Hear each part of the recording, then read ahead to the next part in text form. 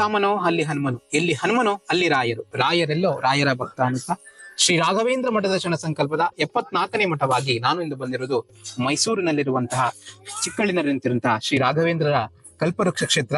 ಶ್ರೀ ರಾಘವೇಂದ್ರರ ಮಹಿಮೆಯನ್ನ ಹಾಗೂ ಸ್ಥಳ ಮಹಿಮೆಯನ್ನ, ಪೂಜಾ ಕೈಂಕರ್ಯವನ್ನ ಹಾಗೂ ಒಂದು ವಿಶಾಲವಾದಂತಹ ಸ್ಥಳದಲ್ಲಿ ರಾಘವೇಂದ್ರರು ಸನಿಹರಾಗಿ ಮೈಸೂರಿನ ಜನಕ್ಕೆ ಒಂದಷ್ಟು ಅನುಗ್ರಹವನ್ನ ಮಾಡ್ತಿದ್ದಾರೆ. ಈ ಒಂದು ಮಠ ದರ್ಶನವನ್ನ 74ನೇ ಮಠ ದರ್ಶನವನ್ನ ನೋಡಿ ಪುನೀತರಾಗೋಣ.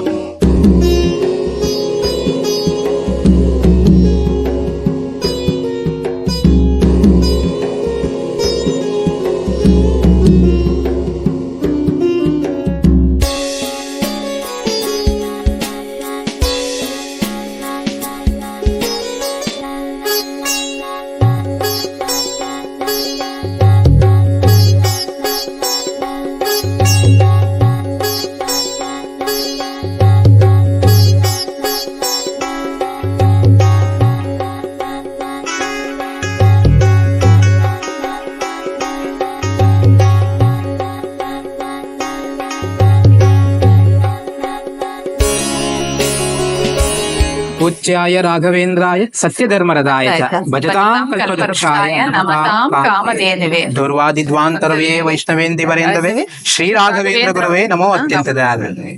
ಈ ಒಂದು ಮಠ ದರ್ಶನ ಸಂಕಲ್ಪದಲ್ಲಿ 74ನೇ ಮಠ ಅಂದ್ರೆ ರಾಯರು ಒಂದು ಗುರಿ ಅಂದ್ರೆ ಎಲ್ಲರಿಗೂ ಒಂದು ಗುರಿ ಇರುತ್ತೆ, ಆದ್ರೆ ನನಗೆ ರಾಯರ ದರ್ಶನವೇ ಗುರಿ.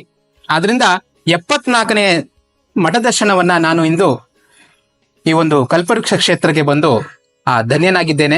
ವಿಶಾಲವಾದಂತಹ ಪ್ರದೇಶ, ಒಂದು ದೈವ ಸ್ವರೂಪವಾದಂತಹ ವಾತಾವರಣ ಮತ್ತು ಮುಖ್ಯವಾಗಿ ಇಲ್ಲಿನ ಸ್ಥಳ ಮಹಿಮೆ ಹೇಳಕ್ ಹೋದ್ರೆ ಇಲ್ಲಿ ಮಠ ಕಟ್ಟಿ ಅನ್ನ ಸಂತರ್ಪಣೆ ಮಾಡುವುದುಂಟು, ಆದ್ರೆ ಇಲ್ಲಿ ಅನ್ನ ಸಂತರ್ಪಣೆಯಿಂದ ಮಠ ಕಟ್ಟಿದ್ದಾರೆ. ಅಂದ್ರೆ ಇತಿಹಾಸ ಹೇಳೋದಾದ್ರೆ ಒಬ್ಬ ಇಲ್ಲಿನ ಒಂದು ನಿರ್ಮಾಪಕರೇನಿದ್ದಾರೆ, ಇಲ್ಲಿನ ನಿರ್ಮಾಣ ಮಾಡಿದವರು, ಅವರ ಮನೆಗೆ ಬಂದು ಒಬ್ಬ ಬ್ರಾಹ್ಮಣರು ಬರ್ತಾರೆ.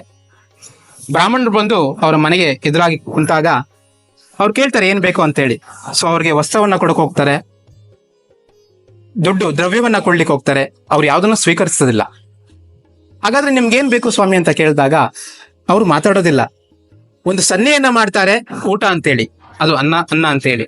ಆಗ ಇವರು ಮಾಡಿದಂತಹ ಒಂದು ಉಪ್ಪಿಟ್ಟೇನಿರುತ್ತೆ ಅದನ್ನ ತಂದು ಬಡಿಸ್ತಾರೆ, ಬಿಸಿ ಬಿಸಿಯಾಗಿ ಬಡಿಸ್ತಾರೆ.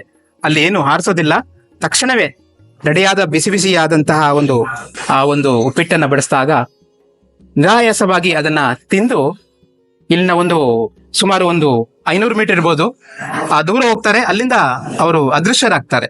ಅದನ್ನ ನೋಡ್ಲಿಕ್ಕೆ ಕೂಡ ಒಬ್ರು ಹಿಂದೆ ಹೋಗ್ತಾರೆ. ಹಿಂದೆ ಹೋಗ್ತಾ ಅಂದ್ರೆ ಅವ್ರು ಅದೃಶ್ಯರಾಗ್ಬಿಡ್ತಾರೆ ಅನ್ನೋದೊಂದು ಈ ಸ್ಥಳದ ಮಹಿಮೆ. ಹೌದು, ಪ್ರತಿಯೊಂದು ಮಠದಲ್ಲೂ ಪ್ರತಿಯೊಂದು ಮಹಿಮೆ, ಏನೇ ಕಾರಣ ಇಲ್ದು ಈ ಮಠ ಸಾಧ್ಯನೇ ಇಲ್ಲ ಬರ್ಲಿಕ್ಕೆ. ಇಲ್ಲಿನ ಒಂದು ಸ್ಥಳ ಮಹಿಮೆ ಆಗ್ಬಿರ್ಬೋದು, ಇಲ್ಲಿನ ಜನ ಉದ್ಧಾರಕ್ಕಾಗ್ಲಿರ್ಬೋದು, ಅದು ಸಾಧ್ಯವೇ ಆಗುತ್ತೆ.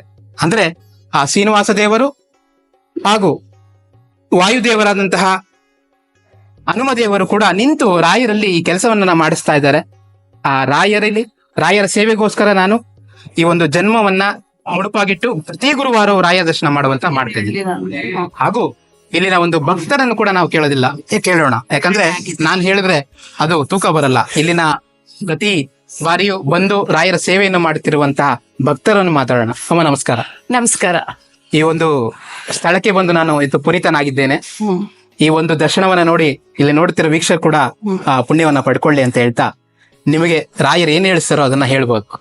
ನಾನು 2 ವರ್ಷದ ಹಿಂದೆ ಬಂದಿದ್ದೆ ಇಲ್ಲಿ, ಮತ್ತೆ ಆಕಸ್ಮಿಕವಾಗಿ ಇಲ್ಲಿ ಹೋಗೋಣ ಅಂತ ಬಂದಿದ್ದು. ಅದ್ ಬಂದಾಗಿಂದ ವಾರ ಬರ್ಬೇಕು ಅನಿಸ್ತಿದೆ. ಜೊತೆಲಿ ಒಬ್ಬರೇ ಬರಕಂತೂ ಇಷ್ಟ ಇಲ್ಲ, ನಾವಿಬ್ರು ಬರ್ತೀವಿ ಜೊತೆಲಿ.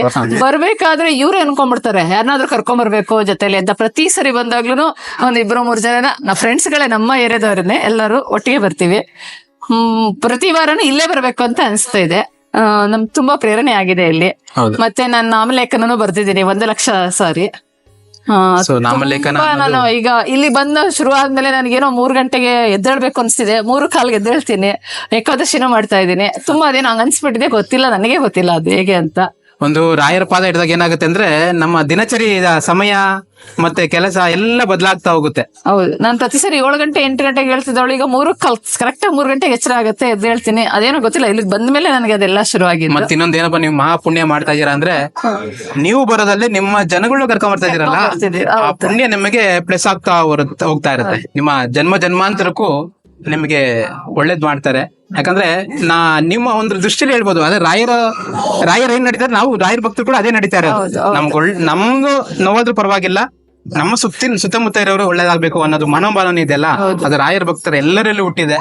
ಅಂತೆ ನೀವು ಕೂಡ ರಾಯರ ಸೇವೆ ನಿಮ್ಮನ್ನು ತಗೊಂತಾ ಇದ್ದಾರೆ. ಒಂದಷ್ಟು ಜನ ನಿಮ್ಮಿಂದ ರಾಯರ ಒಂದು ಮಾರ್ಗವನ್ನ ಪಡಿತಾ ಇದಾರೆ ಅಂತಲ್ಲ, ಅವರು ಧನ್ಯರು. ಅವರಿಂದ ಪುಣ್ಯ ನಿಮಗೂ ಬರ್ತಾ ಇರುತ್ತೆ. ಇದೇ ಮುಂದುವರ್ಸಿ ಅಂತ ಹೇಳುತ್ತಾ, ಪುಟ್ರಾಯರೇ ಏನ್ ಮಾಡ್ತಿದ್ದೀರಾ? ಪ್ರತಿದಿನ ನಮ್ಮ ಅಪ್ಪ ಅಮ್ಮ ನಿಮ್ಮ ಚಾನೆಲ್ ನ ಎಲ್ಲಾ ವಿಡಿಯೋಗಳನ್ನ ನೋಡುತ್ತಾರೆ. ಆದ್ರೆ ಸಬ್ಸ್ಕ್ರೈಬ್ ಶೇರ್ ಮಾಡೋದು ಮರೆತಿದ್ದಾರೆ. ಅದಕ್ಕೆ ನಾನು ಸಬ್ಸ್ಕ್ರೈಬ್ ಶೇರ್ ಮಾಡ್ತಿದ್ದೆ, ಕಮೆಂಟ್ ಕೂಡ ಮಾಡ್ತಿದ್ದೆ. ಹಾಗಾದ್ರೆ ನೀವು ಕೂಡ ಸಬ್ಸ್ಕ್ರೈಬ್ ಶೇರ್ ಕಮೆಂಟ್ ಮಾಡಿ ಪ್ಲೀಸ್. ನೀವೇನನ್ ಮಾತಾಡ? ರಾಯರನ್ನ ಅನ್ಬೋದ್ರೆ ಯಾವತ್ತೂ ಏನು ಆಗುದಿಲ್ಲ, ಎಲ್ಲ ಒಳ್ಳೇದಾಗುತ್ತೆ. ಯಾಕೆಂದ್ರೆ ಇವತ್ತು ನಾವು ಈ ಪರಿಸ್ಥಿತಿಗೆ ಬಂದಿರ್ಬೇಕಾದ್ರೆ ನಾವ್ ಹೆಂಗಿದ್ದೋ, ನಾವ್ ಎಲ್ಲಿಗೆ ಬಂದೋ ಅಂತಂದ್ರೆ ಈ ರಾಯರೇ ನನ್ನ ಇಲ್ಲಿ ತನಕ ಕರ್ಕೊಂಬಂದಿರೋದು. ನನಗೆ ಆ ಉದ್ವೇಗ ಬರ್ತಾ ಇದೆ. ಯಾಕೆಂದ್ರೆ ಮಾತಾಡುವಾಗ ನನ್ಗೆ ಆ ಸ್ವಾಮಿನ ಎಷ್ಟು ಹೇಳಿದ್ರು ನಾನ್ ಸಾಲದು. ಅದರಿಂದ ಯಾವಾಗ್ಲೂ ಜನ ಏನೇ ಸಂಪಾದನೆ ಮಾಡೋದು ಚಿಂತೆ ಇಲ್ಲ.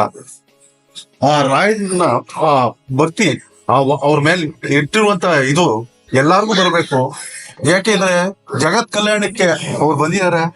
ನೀವೆಲ್ಲರೂ ಅವ್ರನ್ನ ಪ್ರೇರಣೆ ಮಾಡ್ಕೊಂಡು ನೀವು ಮುಂದುವರಿಬೇಕು. ಯಾಕೆ ಅಂತಂದ್ರೆ ಇವತ್ತು ಇದ್ದವನು ನಾಳೆ ಇಲ್ಲ. ಯಾಕೆ ಅಂತಂದ್ರೆ ನಮ್ಮ ಈ ಕೆಲವು ಪರಿಸ್ಥಿತಿ ನೋಡ್ತಾ ಇದ್ದೀರಿ. ಅದರಿಂದ ರಾಯರ್ನ ನೆನ್ಕೊಂಡು ಅವ್ರನ್ನ ಇದ್ ಮಾಡ್ಕೊಂಡು ಮುಂದುವರೆದ್ರೆ ಜನ, ಈ ದೇಶ ಎಲ್ಲ ಉದ್ಧಾರ ಆಗುತ್ತೆ. ಅಷ್ಟು ಹೇಳ್ಬೋದು. ಆ ರಾಯರು ನಮ್ಗೆ ಎಲ್ಲ ಕೊಟ್ಟಿದ್ದಾನೆ, ಎಲ್ಲ ಕೊಡ್ತಾನೂ ಇದ್ದಾರೆ. ಅದರಿಂದ ಸದಾಕಾಲ ಅವ್ರನ್ನ ಸೇವೆ ಮಾಡ್ತಾ ಇರೋದೇ ನಮ್ ಗುರಿ. ಅದೇ ನಮ್ಮ ಒಂದು ಕೊಡ್ಲಿಕ್ಕೆ ಮಾಡ್ಲಿಕ್ಕೆ ಅಂದ್ರೆ ಅದ್ಯಾವ್ದು ನಮ್ದಲ್ಲ. ಅದು ನಾವೇನ್ ಕರ್ಮ ಮಾಡ್ಕೊಂಡು ಹೋಗ್ತೀವಿ, ನಾವೇನು ಒಂದು ಒಳ್ಳೆ ಕೆಲಸ ಮಾಡ್ಕೊಂಡು ಅದ್ರ ಪ್ರತಿಫಲ ನಮಗ್ ಸಿಗ್ತಾ ಇರುತ್ತೆ. ಅದು ಖಂಡಿತ ಇದು ಮುಂದುವರಿಯುತ್ತೆ. ಸೊ ರಾಯರ ಈ ಜನ್ಮದಲ್ಲಿ ನಮಗೆ ಅವರು ನಾಮ ಹೇಳಲಿಕ್ಕೆ ಒಂದು ಅವಕಾಶ ಸಿಕ್ಕಿದೆಯಲ್ಲ, ಅದು ತುಂಬಾ ಅದ್ಭುತವಾದದ್ದು. ಸೊ ಇನ್ನಷ್ಟು ಜನ ರಾಯರ ಭಕ್ತರಾಗ್ಲಿ, ಈಗ ನಿಮ್ಮಿಂದ ಒಂದಷ್ಟು ಜನ ಪ್ರೇರಣೆ ಆಗ್ತಾರೆ. ಪ್ರತಿಯೊಬ್ಬರು ರಾಯರ ಹೊರಗೆ ಹೋಗ್ಲಿ ಅಂತಾನೆ ನಮ್ಮ ಒಂದು ರಾಯರ ಭಕ್ತ ಚಾನಲ್ ಉದ್ದೇಶ. ಮತ್ತೆ ಎಲ್ಲೋ ಕೂತು ನಮಗ್ ರಾಯರ ಮಠ ಇಲ್ಲ, ನೋಡ್ಲಿಕ್ಕೆ ಆಗಲ್ಲ ಅನ್ನೋರು ಕೂಡ ಇದು ಸಹಾಯ ಆಗ್ಲಿ. ಸೊ ಪ್ರತಿಯೊಬ್ರು ರಾಯರ ಭಕ್ತರಾಗೋಣ, ರಾಯರ ಮೂಲಕ ನಾವು ಶ್ರೀನಿವಾಸನನ್ನ ಮೆಚ್ಚಿಸೋಣ ಅಂತ ಹೇಳ್ತಾ ಈ ಒಂದು ಮಠ ದರ್ಶನವನ್ನ ಮುಗಿಸ್ತಾ ಇದ್ದೇನೆ. ತುಂಬಾ ಧನ್ಯವಾದ ನಿಮ್ಗೆಲ್ಲ.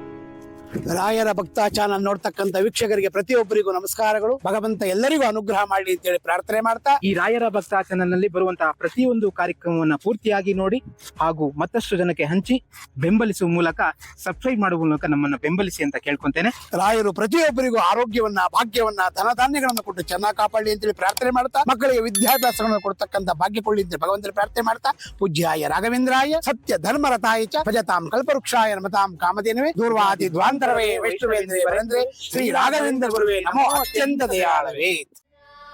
ಶ್ರೀ ರಾಘವೇಂದ್ರ ಸ್ವಾಮಿ ಮಠದ ದರ್ಶನ ಸಂಕಲ್ಪದಲ್ಲಿ ಶ್ರೀ ರಾಘವೇಂದ್ರ ಸ್ವಾಮಿಗಳ ದೈವಿಕ ಬೋಧನೆಗಳ ಮೂಲಕ ಈ ಆಧ್ಯಾತ್ಮಿಕ ಪ್ರಯಾಣದಲ್ಲಿ ನಮ್ಮೊಂದಿಗೆ ಸೇರಿದ್ದಕ್ಕಾಗಿ ಧನ್ಯವಾದಗಳು.